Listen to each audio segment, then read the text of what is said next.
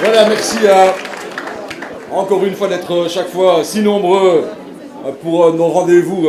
C'est un rendez-vous particulier aujourd'hui puisque vous êtes là d'abord nos mandataires de première ligne et je tiens à vous remercier pour le travail sur le terrain, dans la proximité. C'est vous qui plantez des brins d'humanité partout dans nos communes, dans nos quartiers, dans nos villages et saluer aussi la présence de nouveaux membres qui nous ont rejoints. Ils sont près de 300 et on peut les applaudir pour les accueillir ici dans cette assemblée. Merci aussi à tous ceux qui s'engagent dans le monde associatif et qui sont présents aujourd'hui. Oui, au CDH, on veut soutenir ceux qui se bougent pour les autres, ceux qui se mobilisent pour la société, qui dépassent quelque part leur contexte personnel et qui ont envie de donner le meilleur d'eux-mêmes pour les autres. Nous sommes donc tous réunis pour la même chose, l'action. L'action, ce n'est pas rien, ce n'est pas symbolique. C'est au contraire, quelque part, le cœur de notre engagement politique qui est au service du développement humain. Notre action, nous la portons dans une direction, une nouvelle voie, celle de l'avenir qui se construit sur un nouveau modèle de développement. Il appartient en effet à tous ceux qui se lèvent, à tous ceux qui se tournent vers les autres, ma chère Céline, qui est en grande forme apparemment, tous ceux qui créent et entreprennent, en un mot, l'avenir appartient à ceux qui le choisissent plutôt que de le subir ou de s'accrocher aux vestiges du passé. Ce mouvement, mesdames, messieurs, notre mouvement politique est lancé, il est fort, il est déterminé. Aujourd'hui, plus que jamais, nous bougeons pour tous ceux qui se bougent. Et ils sont de plus en plus nombreux. Ils sont de plus en plus nombreux, de toutes générations, de toutes origines, de tout niveau de formation, de tous les milieux sociaux. Ils ont réalisé qu'une autre partition peut et doit être écrite. Toutes ces femmes et tous ces hommes qui se lèvent pour construire un monde différent doivent savoir que nous comptons sur eux et surtout qu'ils peuvent compter sur nous, que nous sommes et nous serons toujours à leur côté. Les conservateurs de gauche et de droite ne veulent pas de ce nouveau monde. Ils en ont peur. Peur de perdre leurs privilèges ou leurs acquis. Peur de devoir se remettre en question. Nous n'avons pas peur et nous voulons bouger avec tous ceux qui se mobilisent. Mesdames, Messieurs, chers amis, se mobiliser pour tous ceux qui se bougent, c'est opposer une alternative forte et constructive à ce gouvernement MRNVA. Car ce gouvernement pénalise ceux qui se bougent pour un développement plus humain. En un an à peine, l'Union nationaliste libérale a déjà fait 5 grandes victimes. Les classes moyennes sont les premiers dindons de la farce. Et il n'y a pas qu'elles. Les femmes, les jeunes et les aînés payent un lourd tribut à cette première année de gouvernement nationaliste libéral. Et les communes aussi, vous le savez, vous les mandataires, sont mises largement sous pression. Les options conservatrices, populistes et nationalistes défendues par l'équipe MRNVA vont à rebours de l'avenir. Elles brident les élans de créativité, de volonté, d'espoir, mais aussi d'envie. Elles étouffent cet élan vital d'une humanité qui veut se réinventer pour répondre aux grands changements en cours, et singulièrement les jeunes. Les jeunes sont l'avenir, mais depuis qu'ils sont nés, reconnaissons-le, ou quasiment, on leur a rebattu les oreilles de toutes sortes de crises. Oui, les jeunes se lèvent, ils veulent inventer, ils veulent créer, mais ce gouvernement fédéral, décidément, ne les aime pas. Il leur coupe les ailes. L'accès, par exemple, aux allocations d'insertion, on le sait, de plus en plus difficile. Bouger, ce n'est pas seulement refuser ou dénoncer. C'est agir. Nous voulons reconnaître les initiatives positives des jeunes pour ce qu'elles sont. Quand un jeune, par exemple, prend un engagement associatif, qu'il prend le temps de concevoir un projet professionnel, cela doit pouvoir compter pour sa protection sociale et être reconnu comme un stage d'insertion. Au CDH, c'est ça par exemple que nous défendons. Les jeunes, bien sûr, nous les soutenons, et nous les soutenons par exemple avec celle qui était en très grande forme au début de mon introduction de discours, Céline par exemple, et je demande qu'on l'applaudisse puisqu'elle défend Vous le savez, elle défend la possibilité d'augmenter les allocations familiales pour les jeunes aidants proches, ces jeunes qui s'occupent d'un parent, d'un frère ou d'une sœur malade, pour avoir de l'aide, pour mieux organiser le quotidien et pour pouvoir participer pleinement à la vie sociale. Dès le début de la législature, les femmes, et c'est pas Dorothée, je ne sais pas où elle est dans cette salle, qui me démentira, ont été la cible des attaques du gouvernement fédéral. Avec par exemple la diminution drastique de l'allocation de garantie de revenus, c'est le retour des pièges à l'emploi, en particulier pour les femmes seules qui ne peuvent travailler qu'à temps partiel. Nous, les femmes au CDH, on les défend. Nous nous sommes bougés avec Joël, qui vient de dégager, et on en est particulièrement heureux, elle vient de dégager, Joël, pour 2016, un montant de 4 millions d'euros, 8 millions d'euros en 2017, pour permettre d'octroyer durant toute l'année, 12 mois sur 12, un revenu garanti pour les accueillantes conventionnées.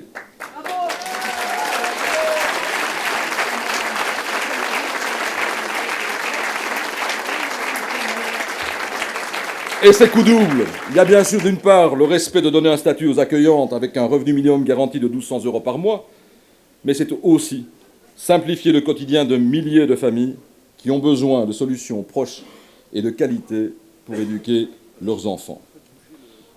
Les seniors sont aussi sous le coup de choix budgétaires aveugles du gouvernement de Wever, qui pour la cause tombe carrément dans la contradiction et même l'absurdité. D'une part, prolonger les carrières à 67 ans et en même temps supprimer le bonus pension accordé à ceux qui sont prêts à travailler plus longtemps. Cela n'a aucun sens. Nous demandons de rétablir ce bonus. C'est du simple bon sens. C'est aussi et surtout un manque de respect. Les seniors, nous les soutenons. Concrètement, Maxime vient de poser les balises d'une assurance autonomie. Les seniors seront soutenus s'ils souhaitent rester chez eux. Cette assurance autonomie sera obligatoire, solidaire, responsable et ouverte à toute la population. Elle permettra à toute personne confrontée à une perte d'autonomie de bénéficier de multiples services à domicile. Merci, Maxime, en un an, d'avoir concrétisé cet objectif pour les seniors, mais aussi pour les métiers du cœur dans notre région en Wallonie. Le développement humain et le respect des aînés reposent justement sur tous ces métiers du cœur et de la proximité qui augmentent la qualité de vie et qui sont au cœur du projet du CDH. Les communes, vous le savez bien, vous mandataires, bourgmestres, échevins, conseillers communaux, conseillers de CPS présents ici, sont en première ligne pour soutenir une multitude d'initiatives citoyennes, associatives, bénévoles, qui changent le quotidien. En reportant sur les communes le poids financier des charges qu'ils n'assument plus, c'est à tous les citoyens que le fédéral s'attaque indirectement. Jamais on n'a vu un État se désengager à ce point de ses missions fondamentales. Est-ce aux communes d'assumer à elles seules la réduction des budgets de la justice, ou de la police, ou de la sécurité? Non.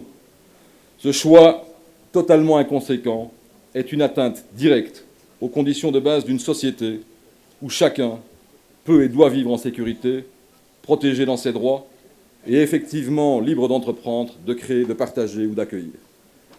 Le bouquet, c'est la décision du gouvernement fédéral de taxer les initiatives des communes qui s'associent pour créer, par exemple, des crèches, des services aux personnes. Le port d'Anvers, bien sûr, lui, a été dispensé de cette réalité.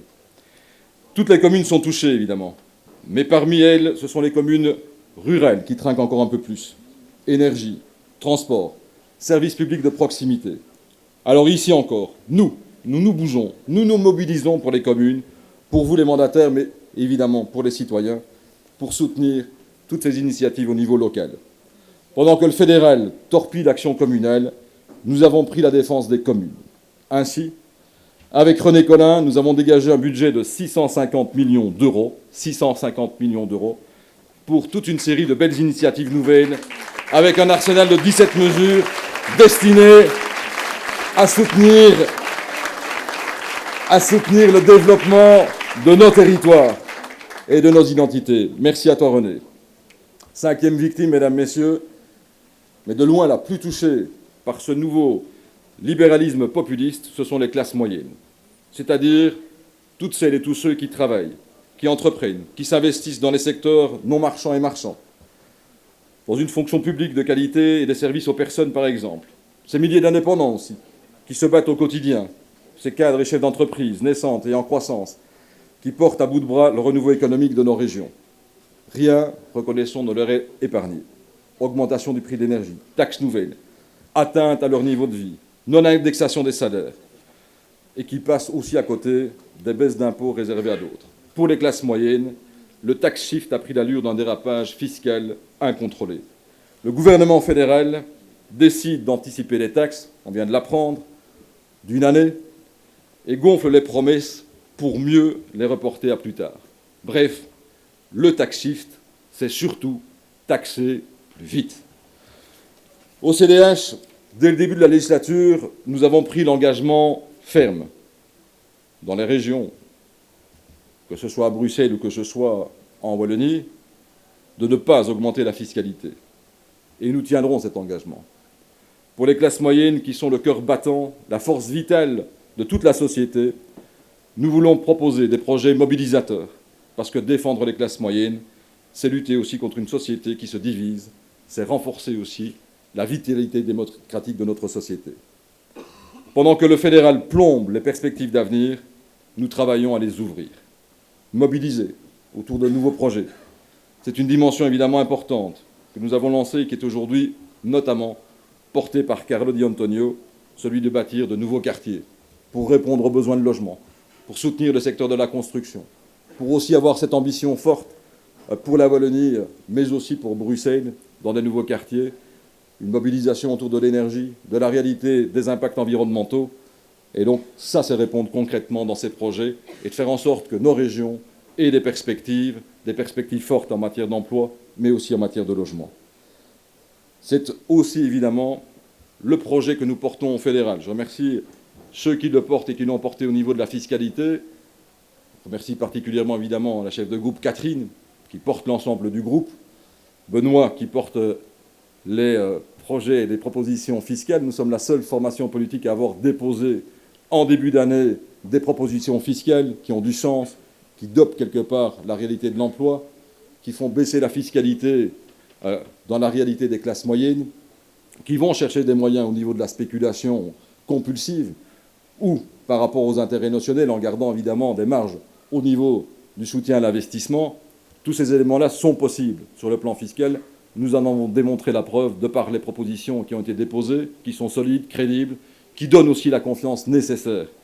On n'a pas, comme on a pu le voir ces dernières semaines et ces derniers mois, chipoté, recalculé, repris les chiffres dans tous les sens, au travers de tax shift qui sont pour le moins aléatoires et incertaines et qui créent aussi quelque part de la défiance et de la méfiance dans la population. Il suffit de voir encore l'appréciation que la population a de ce fameux tax shift.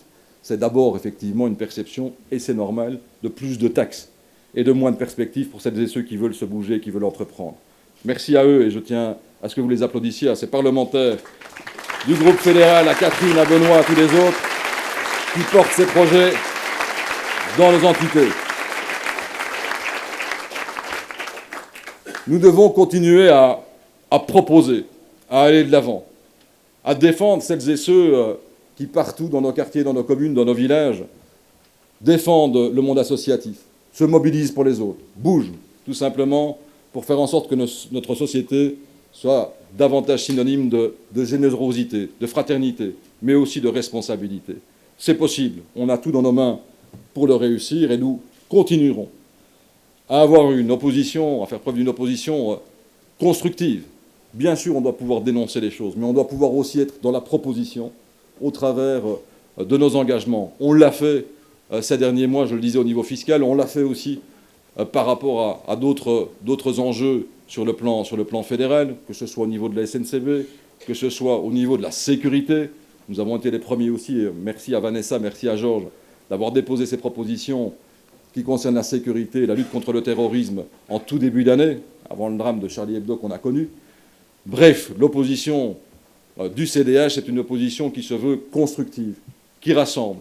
Nos projets n'ont rien à voir, et notre projet n'a rien à voir avec ces combats d'arrière-garde d'un autre temps, de gauche et de droite, ces clivages, où on défend, comme je vous le disais tout à l'heure, à la fois des privilèges ou des acquis, et où on confronte quelque part l'ensemble des classes sociales plutôt que de les rassembler dans un projet qui a du sens, qui est mobilisateur, qui est positif aussi, et en soutien à tous ceux qui, dans la société, construisent le demain et l'après-demain. Et je pense singulièrement aux jeunes, je pense aussi singulièrement aux femmes, puisque notre société pourra retrouver du sens et retrouver aussi un esprit positif en soutenant la jeunesse, en soutenant tous ceux qui, dès leur jeune âge, se mobilisent pour les autres et s'investissent dans notre société, singulièrement dans le cadre de la réalité du monde associatif qui nous est cher.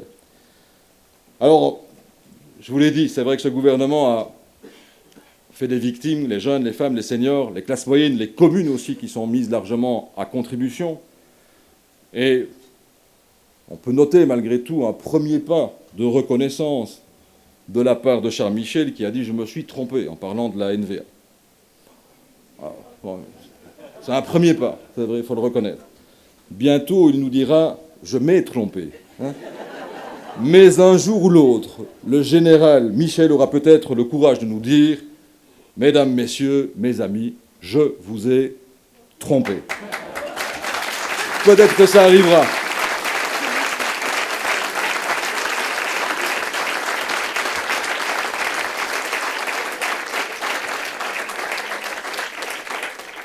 En attendant, et c'est ça qui doit nous mobiliser, c'est de mettre en marche notre alternative. Notre réponse est prête, elle va continuer évidemment à vivre, et au travers notamment du développement humain, de l'ensemble de l'opération Oser, respecter, partager, qui est lancée, 1200 propositions qui sont arrivées sur la plateforme, et merci à tous ceux parmi vous et d'autres, en dehors même du parti, qui se mobilisent et qui viennent avec des propositions, plutôt que d'être simplement dans la dénonciation ou dans des hurlements qu'on peut attendre parfois d'une autre opposition, avec laquelle on n'a strictement rien à voir. On continue à aller au travers de différentes conférences, différents forums, il y en a plus de 300 qui seront organisés dans les prochains mois, au plus près de la réalité, au plus près de l'ensemble des citoyens. C'est aussi notre engagement. Et c'est vrai que, et je les en remercie largement, les parlementaires, les mandataires, les ministres s'engagent dans la proximité, dans des fonctions qui sont multiples, mais avec toujours ce souci, évidemment, d'être au plus près de la réalité du quotidien. Et merci à nos chefs de file, que ce soit Joël, que ce soit Maxime, de porter effectivement cet engagement dans les différents gouvernements. Ils le font avec le talent qu'on leur connaît, l'expérience nécessaire, en donnant aussi de l'avenir au travers du pacte d'excellence. Si je prends un exemple, qui est évidemment un exemple très important, qui est au cœur même de notre société, de pouvoir donner cette excellence pour tous dans notre éducation, dans le parcours de l'enseignement. Merci à Joël mille fois pour ce travail. Elle le mérite largement et je ne doute pas que vos applaudissements s'adressent aussi à l'ensemble de son équipe qui fait un travail formidable en concertation, en collaboration bien sûr avec l'ensemble du monde de l'éducation. On a une chance extraordinaire. Nous avons dans nos mains l'avenir de l'éducation. Dieu sait si Joël a porté ce projet tout au long effectivement de ses engagements politiques. Elle peut maintenant le réaliser grâce à la collaboration de tout le monde. Et Maxime, bien sûr, comme chef de file du gouvernement wallon, avec l'excellence, la compétence, l'enthousiasme qui caractérise sa personnalité. Avoir réussi en moins d'une année, alors que, j'allais dire le PC, c'est vrai, mais aussi le CDH par la suite, se sont battus, année après année, pour tenter d'obtenir effectivement cette réalité d'une assurance autonomie, pour soutenir finalement les personnes, pour qu'elles puissent aussi rester à domicile, pour soutenir aussi tous les métiers du cœur. En une année avoir réussi cela, sincèrement, chapeau bas Maxime, on peut largement t'applaudir.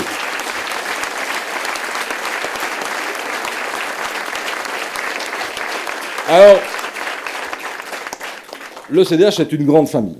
C'est une grande famille, il y a évidemment des personnalités qui occupent davantage, de par leur responsabilité, la réalité de la scène politique, et c'est normal, puisqu'ils portent quelque part nos valeurs au plus près de la réalité et de l'action, mais ce sont aussi Et croyez-le bien, ce sont des héros qu'on connaît moins, mais pour lesquels nous avons évidemment, et j'ai le plus grand respect, ce sont vous, les mandataires, tous ceux qui s'engagent comme conseiller communal, parfois dans l'opposition, en étant parfois raillés, en devant se battre pour être toujours dans la proposition, toujours être dans le concret, qui sont dans les quartiers, qui sont partout et qui se déploient dans le monde associatif. J'ai le plus grand respect pour vous, croyez-le bien. Nous serons et nous continuerons pendant les 3 années qui viennent, puisque nous sommes aujourd'hui aussi à mi-législature communale, à nous mobiliser à vos côtés, avec une attention particulière, c'est vrai, pour ceux qui sont dans des régions où c'est parfois plus compliqué pour le CDH. Mais avec ce même enthousiasme pour faire rayonner nos valeurs et la réalité de notre projet partout dans toutes les communes wallonnes, dans les 262 communes wallonnes, dans les 19 communes de la région bruxelloise, dans les communes de la périphérie, en ce compris à Linkebeek, pour y faire vaincre la démocratie, partout là où nous nous trouvons. Mais je voudrais évidemment aussi pouvoir, quelque part au travers de cette personne, on va vous les présenter au travers d'un clip, mettre en avant. Alors, c'est un tout chouette et toujours difficile, mais elles incarnent finalement, c'est cette personne, la réalité de ce que nous sommes, de notre mobilisation, de notre enthousiasme, de notre volonté d'aller de l'avant. Et je vous demande donc, je regarde Olivier pour voir s'il peut lancer effectivement, et on va les appeler sur scène en même temps, de cette personne qui se bouge tout particulièrement pour les autres. Merci à vous, en tout cas, pour votre engagement, pour votre enthousiasme, et continuez. Ensemble, on va pouvoir apporter de belles victoires pour l'ensemble des citoyens. Moi, je sais pas qui